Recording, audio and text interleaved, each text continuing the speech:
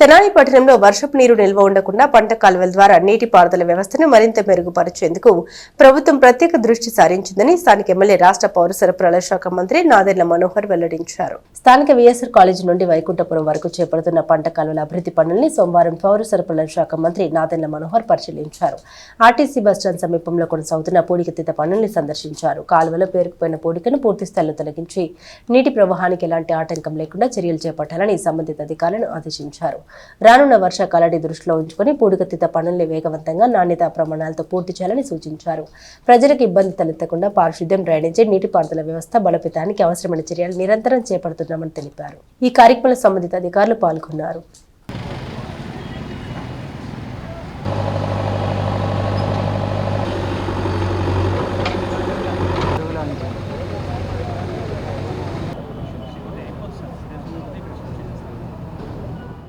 తెనాలి నగరంలో ప్రధానంగా 3 కాలువలు, తూర్పు కాలువ, నిజాంపట్నం, అదేవిధంగా వెస్ట్ కెనాల్ 3 కూడా ఎప్పటికప్పుడు మనం మెయింటెనెన్స్ చేసుకోకపోతే దిగువ ప్రాంతాల్లో ఉన్న రైతాంగానికి అనేక ఇబ్బందులు, అదేవిధంగా పారిశుద్ధ్యం గురించి పూర్తిగా అవగాహన లేక చాలామంది తీసుకొచ్చి వ్యర్థాలన్నీ కూడా ప్రధానమైన కాలువలో వదిలేస్తున్నప్పుడు మున్సిపాలిటీ నుంచి మనం ఈ బాధ్యత తీసుకోవాలని 2 సంవత్సరాల క్రితం ఇదే రోజున మొట్టమొదటిసారి అప్పుడు నేను శాసనసభ్యుడిగా ఎన్నికైన తర్వాత ఒక కార్యక్రమం మొదలుపెట్టాం.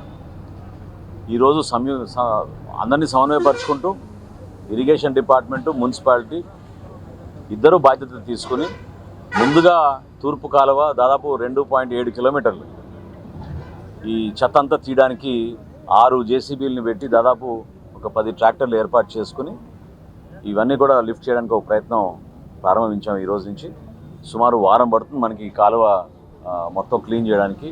ఎందుకంటే విఎస్ఆర్ కాలేజ్ దగ్గర నుంచి వైకుంఠపురం ఆలయం వరకు ముందు ఈ కాలువ పూర్తి చేసిన తర్వాత దాని తర్వాత నిజాంపట్నం కాలువ కూడా టేకప్ చేస్తాం. ఇరిగేషన్ డిపార్ట్మెంట్ నుంచి దాదాపు 37 లక్షల రూపాయలు దీనిపైన ఖర్చు పెట్టబోతున్నారు. మున్సిపాలిటీ నుంచి సుమారు 5 నుంచి 6 లక్షల రూపాయలు ఈ ట్రాక్టర్ల కోసం వాటి కోసం మనం ఏర్పాటు చేసుకుని, ఇది కాకుండా ప్రత్యేకంగా కేంద్ర ప్రభుత్వం, రాష్ట్ర ప్రభుత్వం సంయుక్తంగా చేసే కార్యక్రమం జలహారతి, జలధార ద్వారా ఎక్కడైతే మనకి కెనాల్స్ ఉన్నాయో, వాటర్ ట్యాంక్స్ ఉన్నాయో వాటన్నింటినీ కూడా ఆధునీకరణ చేయడానికి, మెయింటైన్ చేయడానికి మనకి డబ్బులు వచ్చినాయి. అందులో భాగంగా దాదాపు 80 లక్షల రూపాయలు మనకు కేటాయించారు. కాబట్టి తెనాలి పట్టణంలో ఉన్న అనేక చెరువులు, అదేవిధంగా కాలువల మరమ్మతులు ఇవన్నీ కూడా ఒక 15 రోజుల లోపే మనం పూర్తి చేసుకోవడానికి ఒక కార్యాచరణ సిద్ధం చేసుకున్నాం. జూలై 1వ తారీఖుకి గౌరవ ముఖ్యమంత్రి గారు ప్రకటించినట్టు కృష్ణా వెస్టర్న్ డెల్టాలో కాలువ నీళ్లు ఆ రోజున రైతాంగానికి ఉపయోగపడే విధంగా ఖరీఫ్ మాసానికి పంట తొందరగానే వేసుకునే విధంగా ఒక ప్రయత్నం ఈ సంవత్సరం మా కూటమి ప్రభుత్వం చేయబోతోంది. ఆ కాలువ నీరు మనకు వచ్చే లోపే ఈ 3 కాలువలు కూడా ఈ 2.7 కిలోమీటర్లు ఏవైతే ఉన్నాయో వాటిపైన దృష్టి సారించి పూర్తిగా దీన్ని ఒక కొత్త మార్పు తీసుకొచ్చే విధంగా 100% ప్రయత్నం చేస్తాం. ఈ సందర్భంగా నేను పౌరులందరూ కూడా కోరేది, దయచేసి మనకి ఎప్పుడో బ్రిటిష్ కాలం నుంచి నిర్మాణం చేసిన ఈ కాలువలు వ్యర్థాలు అన్నీ కూడా మనం తీసుకొచ్చి కాలువలు వదిలేస్తే దిగువ ప్రాంతాల్లో ఉన్న రైతాంగానికి, అదే కాకుండా చాలామంది ఇదే నీరుని తాగునీరు కింద ఉపయోగిస్తారు. సో అటువంటి ప్రమాదకరమైన పరిస్థితులు రాకుండా ఉండాలంటే మనందరం కూడా ఒక బాధ్యతతోటి ఇది ఎప్పటికప్పుడు మనం శుద్ధి చేసుకుంటూ ఉండాలి. ఎప్పటికప్పుడు మనం జాగ్రత్త పడాలి. తడి చెత్త, పొడి చెత్త అది కూడా ఒక కార్యాచరణ ప్రారంభించిపోతాం త్వరలోనే ఇంటింటికి వచ్చి.